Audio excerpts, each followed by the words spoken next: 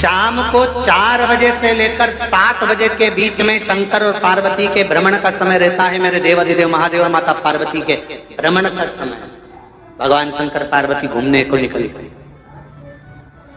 इसलिए हमारा सनातन धर्म कहता है शाम के समय पर माताओं को झाड़ू नहीं लगाना चाहिए, शाम के समय पर माताओं को चूड़ी बिछिया नहीं बदलना चाहिए, शाम के समय पर माताओं को मांग में सिंदूरा नहीं भरना चाहिए, शाम के समय पर माताओं को बाल नहीं बांधना चाहिए, शाम के समय पर माताओं को चौखट पर नहीं बैठना चाहिए। उसका कारण क्या है? क्योंकि पार्वती जी ने भगवान भोलेनाथ जी से कहा था कि तुम मुझे रोज शाम के समय प्रदोष काल में भ्रमण के लिए लेकर जाते हो, मेरे लिए आज्ञा क्या है? शंकर भगवान ने कहा सुनो पार्वती, मंदिर के अंदर नंदी रहता है, जाने वाला यात्री जब मंदिर में मेरा दर्शन करने आता है तो नंदी के कानों में कहकर जाता है कि शिव जी को मेरे यहाँ लेकर आना। मैं नंदी के अनुसार उनके घर जाता हूँ, मेरा काम है उनका कल्याण करना और तेरा काम है उनके घर की नारी को अखंड सौभाग्यवती का वर प्रदान करना, ये तेरा काम। तब पार्वती माता ने कहा अखंड सौभाग्यवती होने का वर मैं तो दे दूंगी, पर उस समय पर माताएं चूड़ी बदल रही होगी, हाथ से चूड़ी निकाल रही होगी तो मैं वर कैसे दे सकती हूँ? मांग भर रही होगी तो मैं वर कैसे दे सकती हूँ? उस समय पर चूड़ी बिछिया बदला जा रहा होगा तो मैं वर कैसे दे सकती हूँ? उस समय पर झाड़ू लग रही होगी तो मैं लक्ष्मी को वहां कैसे भेज सकती हूँ? आप बताओ। तो शंकर भगवान ने कहा प्रदोष का समय एक ऐसा समय होता है, शाम का समय ऐसा होता है जिस समय पर केवल शंकर और पार्वती की आराधना का समय होता है। हम तो कई लोगों से कहते हैं अगर आपके यहाँ संपदा नहीं आ रही है, बहुत मेहनत कर रहे हो, फल नहीं मिल रहा, कहीं नौकरी, कहीं सर्विस या कहीं व्यापार या व्यवसाय में कहीं तकलीफ आ रही है, हम सबसे कहते हैं शाम का समय पकड़ लो, शंकर जी के मंदिर में दिया लगाना प्रारंभ कर दो। शिव मंदिर में अगर दिया नहीं लगा रहे हो तो बेलपत्री के पेड़ के नीचे दिया लगा।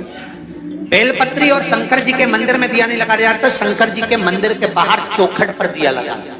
इतना भी नहीं कर सकते तो अपने घर के बाहर अपने द्वार पर दिया लगा दो और शंकर जी के नाम का श्री शिवाय नमस्तुभ्यम बोलकर शंकर भगवान को याद कर कर अपनी कामना कर कर बाबा का स्मरण कर कर पंचाक्षर मंत्र नमः शिवाय, षडाक्षर मंत्र ओम नमः शिवाय, द्वादशाक्षर मंत्र ओम नमो भगवते वासुदेवाय, जो मंत्र तुमको याद है उसका स्मरण कर कर लक्ष्मी हो चाहे नारायण हो चाहे राम हो चाहे कृष्ण हो स्मरण कर कर शाम के समय बाहर दिया लगा दो, दरवाजे के पास लगा दो। वो सुनेगा जरूर, आएगा तो उसका वेलकम जरूर होगा और वो कुछ देकर जरूर जाएगा।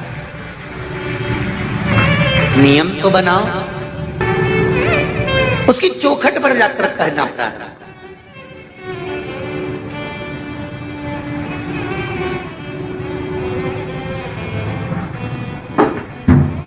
बृहस्पति महाराज ने कहा कि शाम का समय जो प्रदोष का समय होता है उस समय पर इंद्रदेव तुम शंकर जी की आराधना करो। शिव आराधना से शंकर जी जो मार्ग प्रशस्त करेंगे, शिव आराधना से जो शंकर जी कहेंगे वो तुम करना। ठीक है, आराधना करी बाबा भोलेनाथ जी।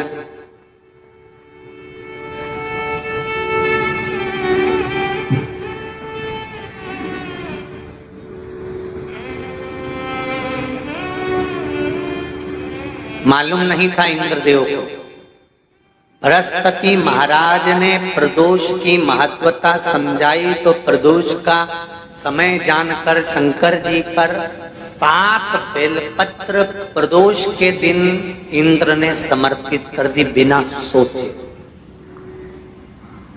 कितनी बेलपत्र? 7। प्रदोष का व्रत करो चाहे ना करो, मंदिर में चढ़ी हुई बेलपत्र को उठा लो,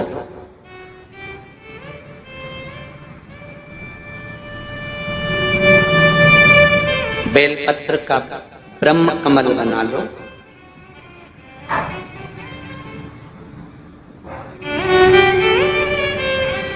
ब्रह्म कमल का मतलब होता है डंडी बीच में रहे, आसपास पत्तियां रहे। 7 पत्ती का ब्रह्म कमल बनाकर, जैसे ये पत्तियां हैं एक जैसी रखी हुई हैं तो इसको फैला लिया 7 पत्ती को आपस में फैलाकर ब्रह्म कमल बना लें। प्रदोष का व्रत करें ना करें, जरूरी नहीं है कि वृक्ष से ही पत्ती लेकर आओगे तो ही शंकर जी को चढ़ाओगे। शिव जी पे से चढ़ी हुई उठाकर धोकर ब्रह्म कमल बनाकर बाबा से विनय कर कर, हे प्रभु आज मैं इस काम के लिए जा रहा हूं, बाबा मेरा ये कार्य है, बोलकर श्री शिवाय नमस्तुभ्यम बोलकर शिवलिंग पर समर्पित कर दो।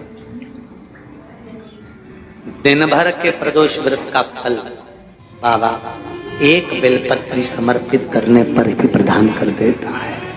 शिव प्रदोष व्रत कर रहे हो उससे बढ़कर कोई प्रसन्नता नहीं, पर नहीं कर रहे तो प्रदोष के दिन या 12 महीने शिवरात्रि आती है। प्रदोष का ये वीडियो आपको पसंद आया हो तो लाइक करिएगा, शेयर करिएगा।